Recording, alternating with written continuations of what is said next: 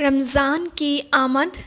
اللہ تعالیٰ نے فرمایا، اے ایمان والو، تم پر روزے اس طرح فرض کیے گئے ہیں جو تم سے پہلے گزر چکے ہیں تاکہ تم گناہوں سے بچو۔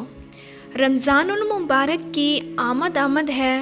نبی کریم صلی اللہ علیہ وآلہ وسلم کا یہ طریقہ تھا کہ رمضان کی آمد سے پہلے شعبان کے مہینے میں ہی عبادت میں کچھ اضافہ کر لیتے، جو روزے اور صدقہ خیرات کی شکل میں ہوتا تھا۔ اس کے علاوہ شعبان کی آخری تاریخ کو نبی کریم صلی اللہ علیہ وآلہ وسلم نے ایک خطبہ دیا، جس کے ذریعے رمضان کی فضیلت اور اس کی اہمیت کے بارے میں صحابہ اکرام کو ذہنی طور پر تیار کیا۔ روزے کی حالت میں صرف کھانا پینا نہیں بلکہ گالی گلوچ اور جھوٹ چغلی، ہر وہ غلط کام چھوڑ دینا چاہیے۔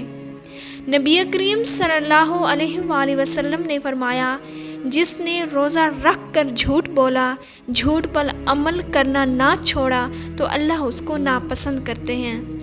اللہ تعالیٰ روزے رکھنے اور عمل کرنے کی توفیق عطا فرما۔